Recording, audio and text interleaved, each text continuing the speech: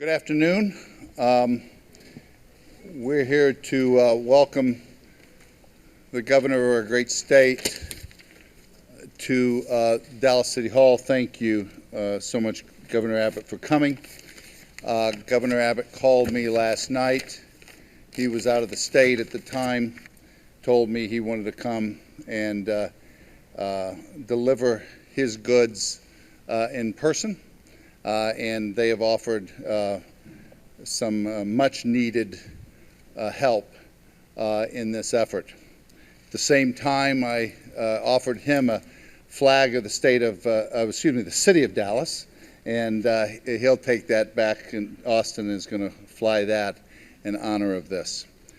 Before we do that, though, I wanted to deliver a little bit of news that I think is relevant and everybody wants to hear. As many of you know, the police released the confirmation that the deceased suspect was identified as Micah Johnson, black male, 25 years old.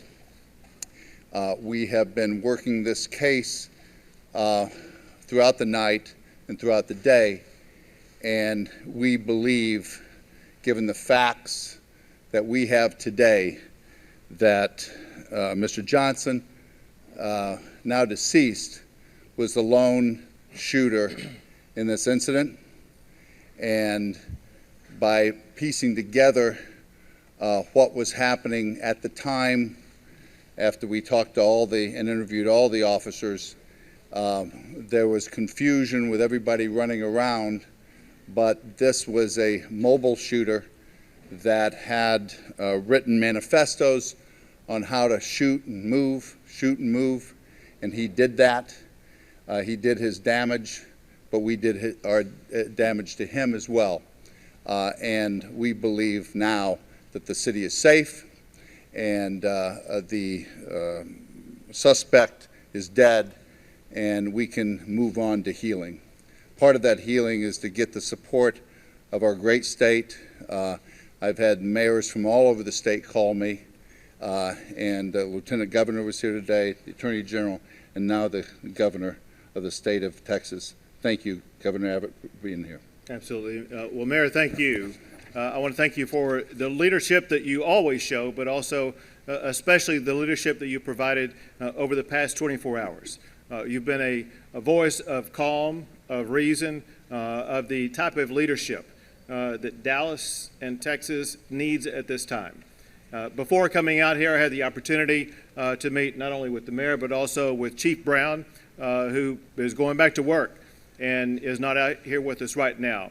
But I also want to express my gratitude to Police Chief Brown for his unrelenting resolve in focusing on and resolving this issue as swiftly as possible. I also want to express the gratitude of the state of Texas for all the first responders who responded so quickly, so effectively to the urgencies of last night.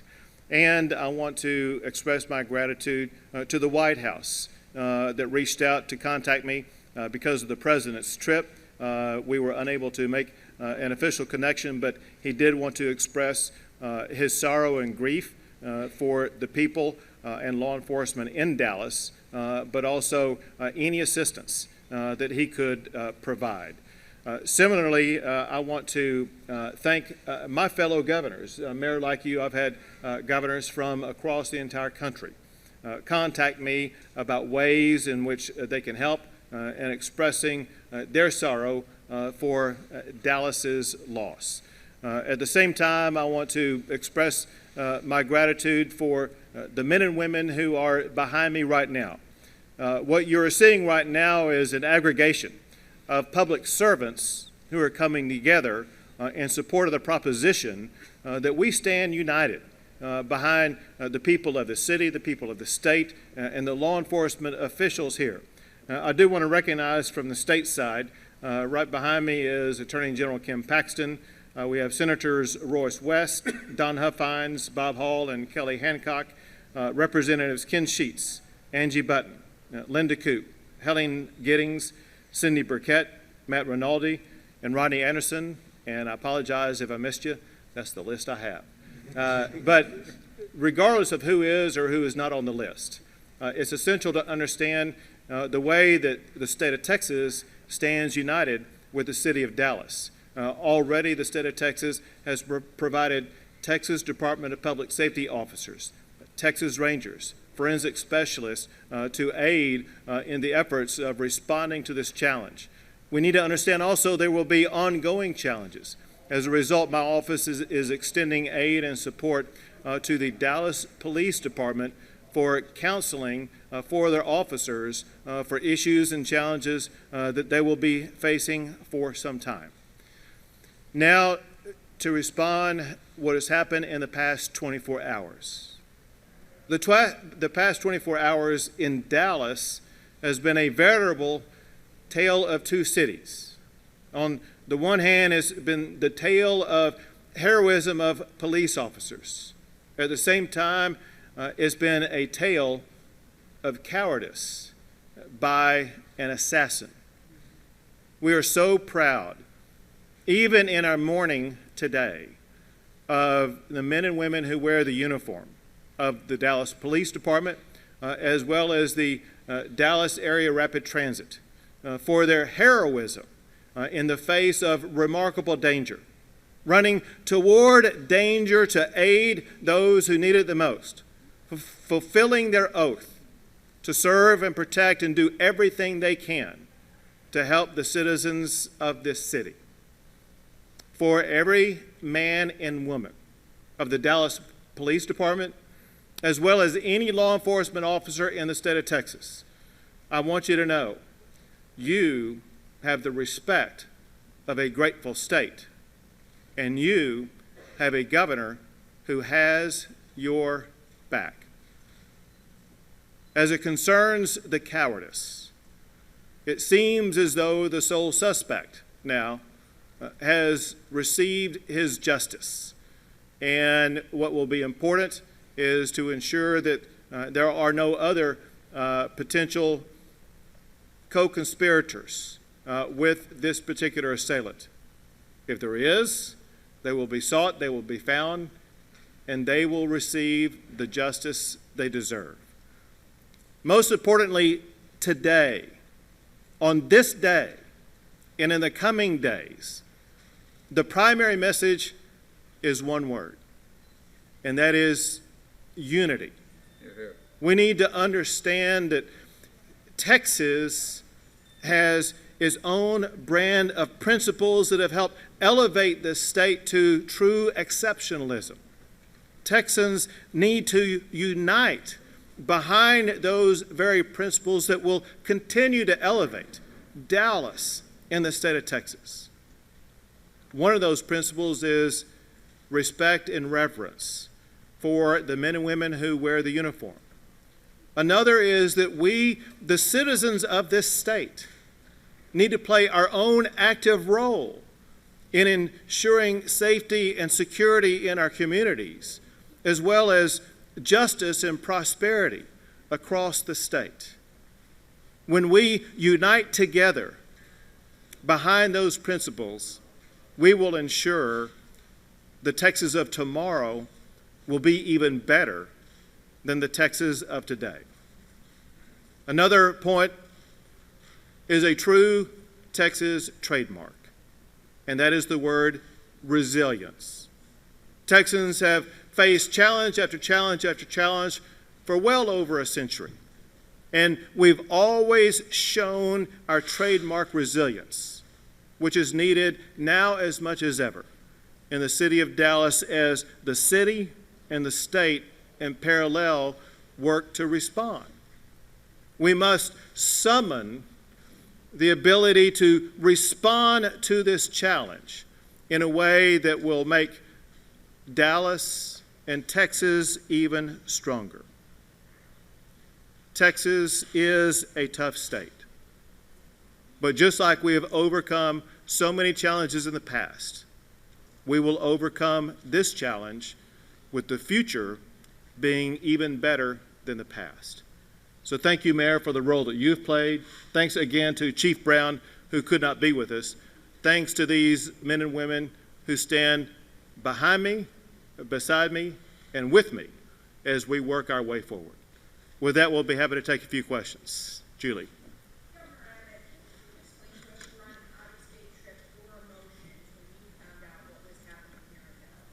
Shock, disbelief, and then urgency to return to Texas to do everything I could. What I did is, as soon as I heard about it, I was on the phone constantly speaking to the mayor, speaking to my staff, assuring that first and foremost, the state of Texas was going to get on the ground in Dallas, Texas, any and all resources that could assist them without interfering with what local law enforcement was doing. I'm proud that Texas Rangers, Texas Department of Public Safety officers, and others are assisting in this process. But after the immediate shock, you immediately go into the process of calculating what can we do to help, how can we help resolve this.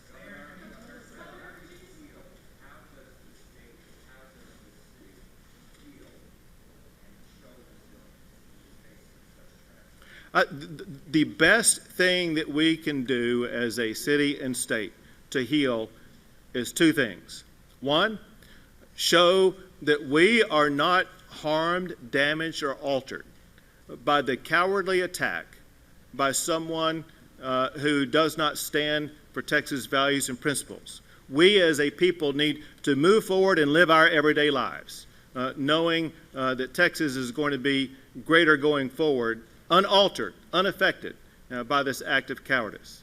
Second is, like what we are showing right this moment, we need to replicate this on an ongoing basis, showing that we as a state of every people, of every color, of every background, that we unite behind the core principles that make the state of Texas a truly exceptional state.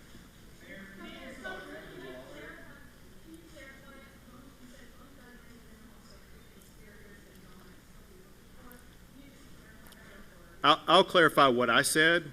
I'll let the mayor clarify with his more detailed information. He provided detailed information for you that he can elaborate on. I have no information about any co-conspirators. I just, as a former law enforcement official and prosecutor, I want to make sure that we button down every corner before we rule out any possible co-conspirators. In it, if you recall what the mayor said, which he will echo here, I think, in a second, remember this. We know what the mayor said about the gunman. What we don't know is who, if anybody, may have known what the gunman knew, what he was going to do, may have assisted him in any of his efforts. And so it's good news that the gunman has been identified. But I think good law enforcement means that we continue down every rabbit trail until they are exhausted, ensuring that we eliminate any other possible suspects or co-conspirators who may have aided this gunman in any way. Well said, and anything I would say would be redundant. That's exactly.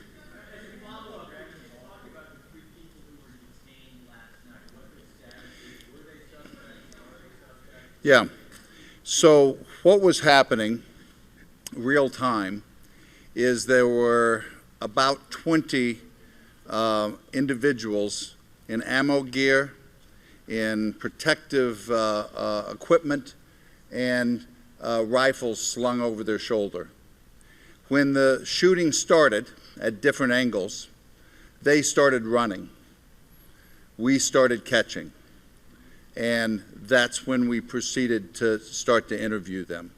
As we've started to unravel this fishing knot, we realized that the shooting came from one building at different levels by this suspect.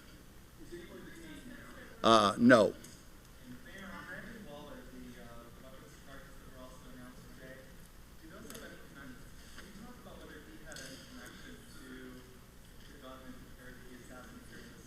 No.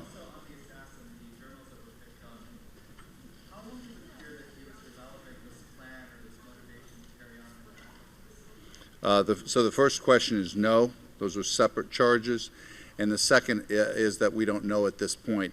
And that's why making sure that we understand this co-conspirator, if there are any that can give us those insights, is going to be important. Governor Abbott, with respect to unity, earlier today, Lieutenant Governor called protesters, peaceful protesters, hypocrites for running from the gunfire.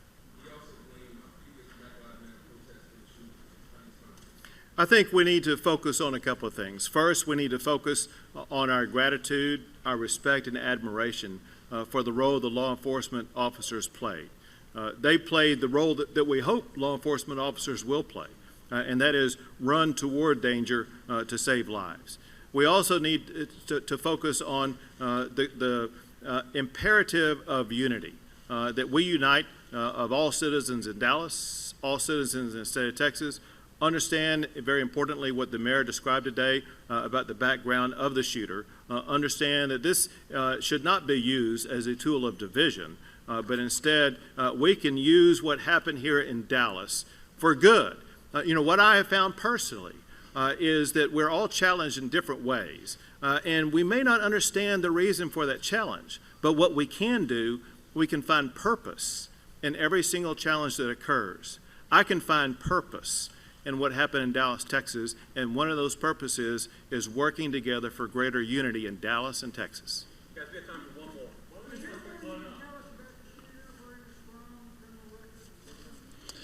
We're going to send that. It was sent out earlier in a press release, and more details will be coming with that press release, I think, in the next half hour.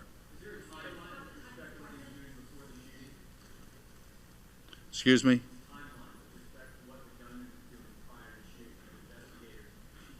They have not, and that's the research they're doing right now. They have. They have.